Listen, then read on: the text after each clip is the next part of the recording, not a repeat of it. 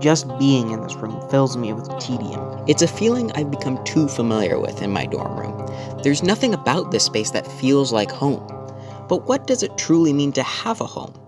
The quote, "home is where the heart is attributed to Pliny the Elder, a Roman naval commander who lived in the 1st century AD.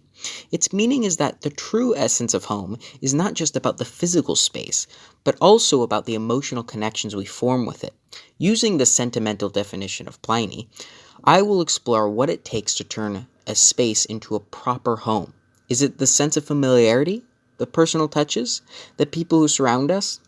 This podcast is dedicated to delving into the meaning of home and what it takes to cultivate a space that feels like a sanctuary. To do this, I interviewed a friend of mine. His name is Garrett, and he has a different situation than I do. His parents are divorced, so he has lived in 2 homes since childhood.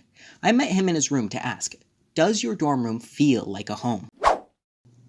Personally, in my experience, at times it does feel like a home, depending on the time of year, like, for example, holidays or there's some sort of break. Right, and like, compared to like your home back in like Seattle, Yeah. or your homes back in Seattle, how do those compare to the dorm room, right? It's definitely different. Right. I mean, I think it's the missing aspect of like family. Mm-hmm. Oh, definitely. I guess I've kind of created like a sort of a family with my roommates and my roommate and suite mates. Mm-hmm. I mean, it's different, obviously. It's not like familial, but no, we have a pretty strong relationship. This is the first difference between me and Garrett's dorm situation. Garrett likes his roommates more than I like mine. It's not that I dislike my roommate, it's just that I don't have a close bond with him. He also has 2 more roommates than me because he lives in a suite. As Garrett said, he has an almost family-like relationship with his roommates, which would be difficult for a 2-person dorm room like mine. To feel like I belong, I need to feel comfortable in my own space, but I can't do that because I don't have a comfortable enough relationship with the other person living there. Could a place be your home without that? I think that having like a friendship or some sort of bond with your roommate or whatever, or the people that you're living with is important. Because without it, it's just not. You might not feel comfortable being in the room with them, and that makes it a little awkward. Having roommates does help because it's kind of like having your family. I mean, it's a little different, but yeah. If I just had a room to myself. I guess it would be different. You've like been at home by yourself before. Right. Like it's your home, but it doesn't really feel like it's almost like devoid of that.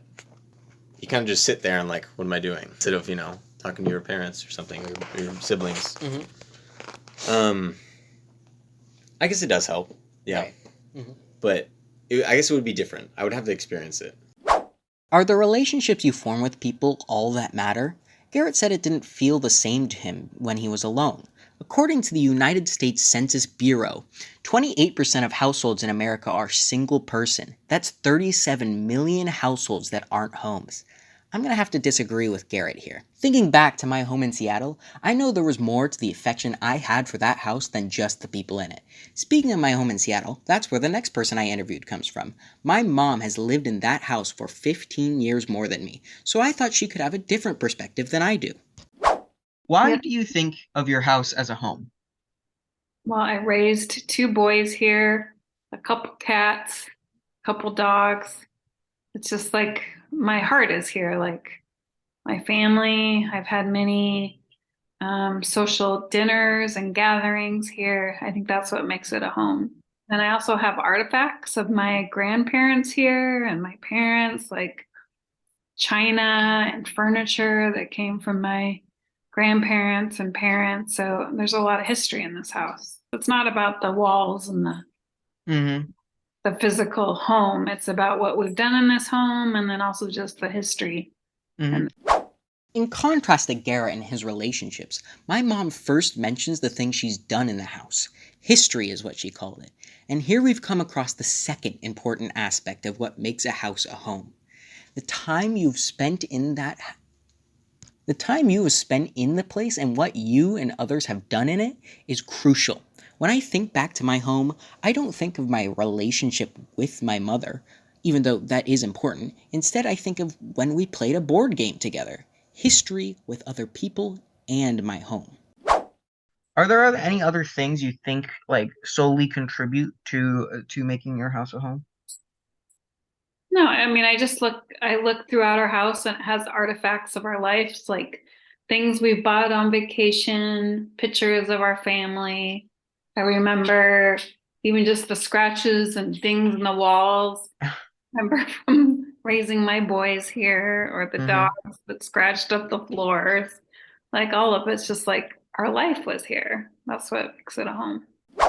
When listening back to this interview, I first realized how much importance my mom placed on the items in the house. It made me realize there was an essential clip in the first interview that I had overlooked. I try to have or make it the same vibe as my own room, I guess. Like decoration wise, fill it with stuff I like.